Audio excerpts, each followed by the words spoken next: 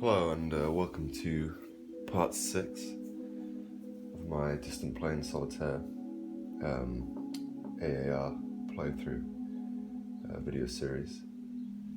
I completed the 5th propaganda round last night, but found that I was kind of too tired to make a video that made any kind of logical sense. So I've come back to it this morning.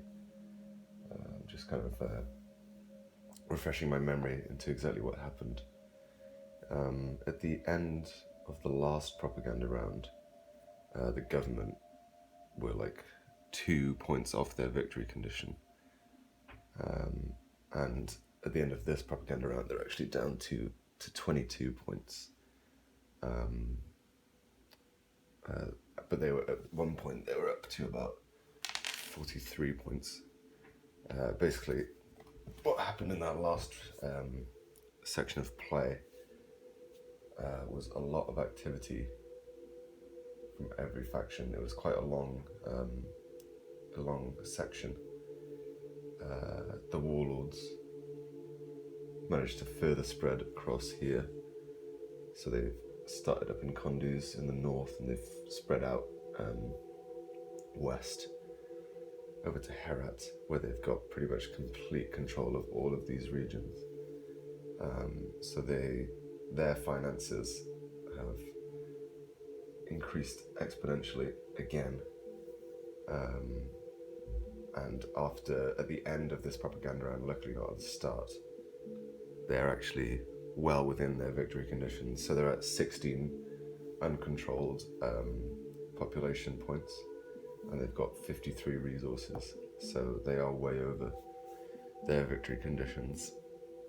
But like I said, luckily that only happened at the end of the propaganda round, so it doesn't quite count as a victory yet. The Taliban have also been very busy. I did lead some offensive operations on them in Helmand and Zabul, so I've been able to actually get rid of the bases there and push them back out. But they've managed to plant 2 bases down here in Badakhshan, and after their redeploy, they've got 6 guerrillas up in there ready to spread out. And if they start getting into these areas around Kabul here, then I'm absolutely screwed, because the government has now actually rehoused refugees in pretty much every one of these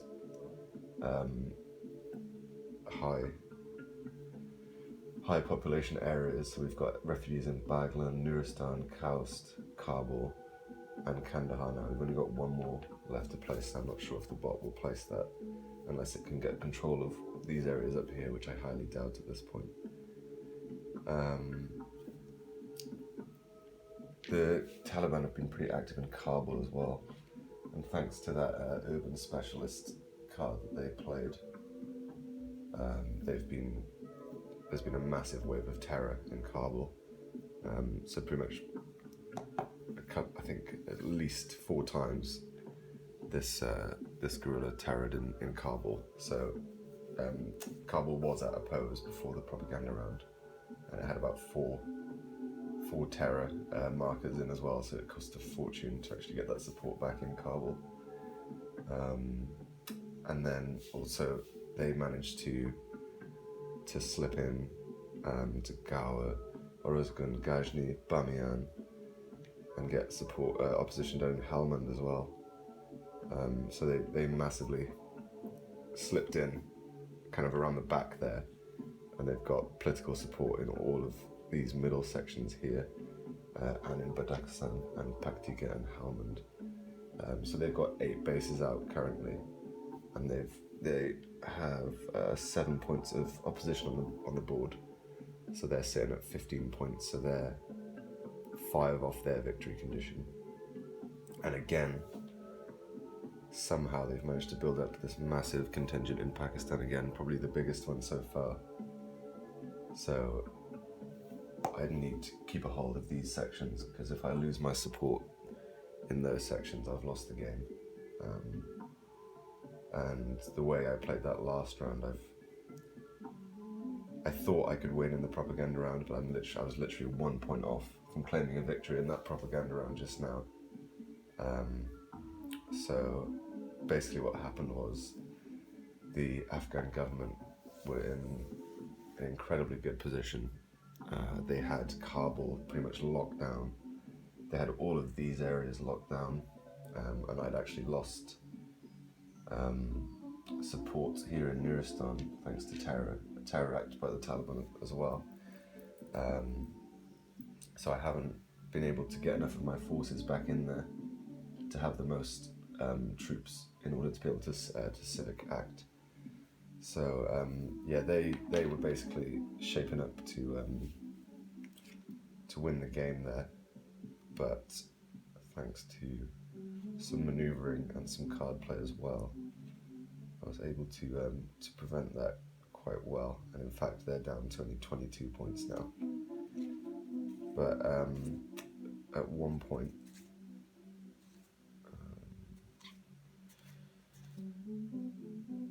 yeah, and again, I was able to play, just quickly, this Lawyer Jurga card, which allowed me to play support in these two areas up here, which is awesome because that's giving me 4 extra points without me even having to maneuver up there and take control of that region.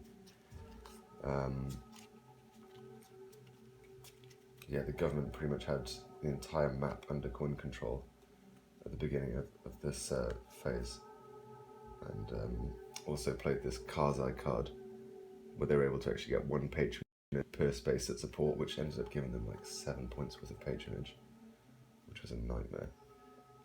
But I actually had completely forgotten about something in the rules where if I choose to do a civ act in Kabul, I can actually transfer their patronage into their resources. So I did that about 3 or 4 times, and their patronage was up in the 20s at one point, but now it's down to 10, which is really nice. And they haven't been able to actually to govern for patronage anywhere else because I've kept my bases in here. Another thing I did to kind of get their score down, but something I need to rectify now in order to keep the Warlords score down, was I pretty much gave up Kaust down here. I withdrew my base and 2 of my troops back to available, which gave me 3 points. But I've still got support down there, and basically the Warlords are kind of looking after it for me. But I'm not sure how long that will last as well, because the Warlords are well within their victory condition now, and their chart is probably going to dictate that they're going to want to start taking away some of my points of support by terroring. Another thing that happened, which caused the government to lose so much coin control, was that the Taliban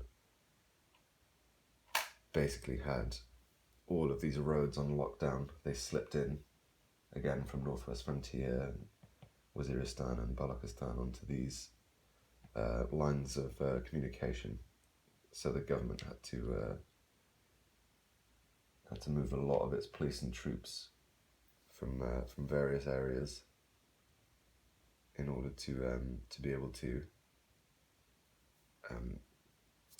expose those guerrillas there, so they weren't able to sabotage those lines of communication in the propaganda round. I've just realised actually that these military pieces should not be there, because they should redeploy in the propaganda round. So just sort that out quickly. Let me just refresh my memory, because like I said, this was last night and I was quite tired.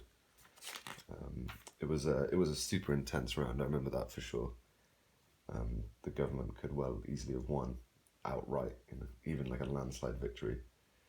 But I was able to, basically, I did a huge military operation, got rid of all of these Taliban bases down here, and then airlifted the remainder of my troops into Kabul in order to have enough there at the end to be able to get support back. One card the Taliban did play, which made that round very difficult, was this this Manpad Scare card, which basically lets them cancel any of my airlifts on a roll of 1 to 4, which are really handy for getting on the map pretty quick. So it was actually really intense, because just I just was able to get in there with an airlift. The roll was a 5, so that was nice. And on this next round now, that card's gonna not have any effect, which is really lucky because that card really can screw you over. I don't think I played any capabilities cards there, but Taliban been very busy. They've got 4 capabilities right now. They played roadside IEDs. So each Taliban attack removes a third piece and will sabotage an adjacent LOC. So if they can get in and start attacking in these regions here, then I'm pretty screwed financially in that last propaganda round, if I make it that far. So yeah, that Afghan government, I really had to put the lead on them there in that last round, because like I said, they were well above their victory condition, but through giving up this space and the Taliban moving on to the roads, they've had to rearrange themselves. And then also, I can't believe I forgot about that. If you civ act in Kabul, you can drain their patronage, so that helped massively as well. Let's see.